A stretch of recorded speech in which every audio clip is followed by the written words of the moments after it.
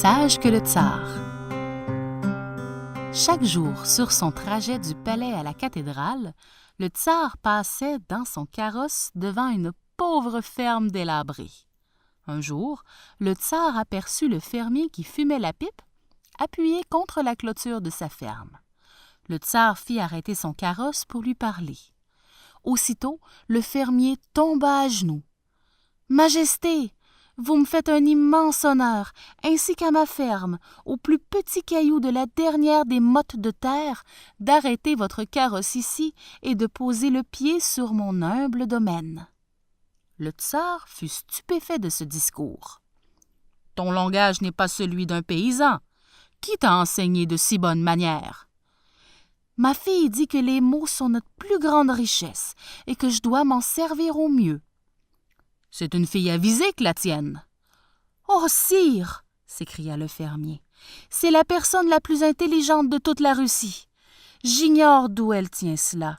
Quant à moi, je n'ai, pour ainsi dire, pas de cervelle. »« La personne la plus intelligente de toute la Russie, dis-tu » répéta le tsar en tordant sa moustache. « Oui, sire, c'est la vérité. »« Plus intelligente que moi ?»« Oh, pardon, » dit le fermier en pâlissant. « Ce n'est pas ce que je voulais dire. » Mais le tsar était déjà remonté dans son carrosse qui partit à vive allure. Il revint l'après-midi même. « Hé, paysan !» cria-t-il en se penchant hors du carrosse, un panier d'œufs à la main. « Je veux que ta fille fasse quelque chose pour moi, puisqu'elle est si intelligente, mais que le ciel lui vienne en aide si elle échoue. Donne-lui ses 3 douzaines d'œufs et dis-lui qu'elle les fasse éclore pour demain matin. » Le paysan regarda avec étonnement le panier d'œufs. Il était rouge vif. « Mais quel drôle d'œuf !» dit-il à sa fille en lui racontant la visite du tsar. Elle en prit un dans sa main et elle dit « Ce sont des œufs durs, père. On ne peut pas les faire éclore. »« Oh, je savais bien que le tsar allait nous punir. C'est de ma faute. »« Ne t'inquiète pas, je vais trouver une bonne idée, » promit la fille. Le lendemain matin, le carrosse du tsar s'arrêta devant la ferme. Le tsar observa avec étonnement la fille du fermier. Elle marchait dans le champ labouré en semant des haricots et elle chantait « Haricots cuits dans le sillon, croyez-vous qu'ils pousseront? »« Ton père a dit que tu es très intelligente, » lui cria le tsar. « Faut-il pourtant que tu sois une idiote pour semer des haricots cuits? Quelle drôle de récolte penses-tu donc obtenir? »« La même récolte que celle que notre bon tsar espère quand il me demande de faire éclore des œufs durs. Bonne journée, sire. » Le tsar rougit et s'en alla rapidement, comprenant que la fille du paysan l'avait battu à son propre jeu. Le lendemain, le fermier trouva une bobine de fil sur le seuil lorsqu'il ouvrit la porte de la chaumière. Sur une carte brodée d'or, le tsar avait écrit « Dis à ta fille de me tisser 2 voiles pour mon navire impérial avec ce coton, ou je vous envoie tous les 2 en Sibérie. » Le vieux fermier s'arrachait les cheveux. « Mais qu'allons-nous faire, ô ma fille? » Mais la jeune fille mit la bobine dans la poche de son tablier et écrivit quelque chose au dos de la carte du tsar. « Ne t'inquiète pas, père, » dit-elle, « et va porter ce message au palais. » Elle cassa une petite branche de pommier et la joignit à la carte sur laquelle on lisait « Je ne doute pas que vous sachiez combien mon père est pauvre. Je regrette qu'il ne puisse m'acheter un rouet et un métier à tisser. Mais si le bon tsar pouvait me faire un rouet et un métier à tisser avec le bois de cette branche, alors je serais très heureuse de lui tisser des voiles à partir d'une simple bobine de fil. » Le tsar reçut le message et il s'écria en riant « Bravo, cette fille est vraiment intelligente. » Il appela son coursier et il lui dit « Porte ce verre jusqu'à cette misérable petite ferme au bout du chemin.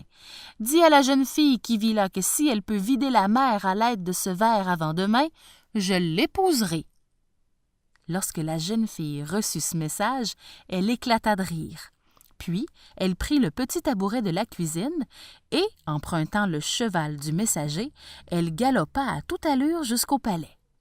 S'inclinant aux pieds du tsar, elle posa le tabouret sur le sol et lui dit « Très cher tsar, toute la Russie vous aime, et moi, je vous aime plus que toute la Russie. Rien ne pourrait me plaire plus que de faire ce que vous m'avez demandé. Mais un petit problème m'empêche de vider la mer en une nuit. » « Ah, dit le tsar, tu n'es donc pas si maligne après tout, n'est-ce pas? »« Non, pas maligne du tout. Je pourrais très bien vider la mer, mais dès que j'aurai fini, les rivières la rempliront à nouveau. Donc, si vous voulez bien assécher pour moi toutes les rivières du monde avec ce tabouret, j'irai volontiers vider la mer pour vous avec ce verre. » Le tsar rit de plaisir. « Pardieu, ton père avait bien raison, tu es encore plus intelligente que moi. Mais je suis assez sage pour reconnaître une bonne épouse quand il s'en présente une, et pour te le prouver, je vais t'épouser aujourd'hui même. » La jeune fille inclina la tête de côté pour réfléchir, puis elle dit « J'accepterai, Majesté, si vous me faites une promesse. »« Comment? Tu es bien audacieuse. »« Bon, que désires-tu? » « Promettez-moi que si jamais vous vous lassez de moi et vous me renvoyez, vous me laisserez emporter ce que je désirerai le plus dans votre palais. »« C'est tout? Bon, je te pardonne ton audace. Va vite te préparer, je t'attends à l'église, » dit le tsar.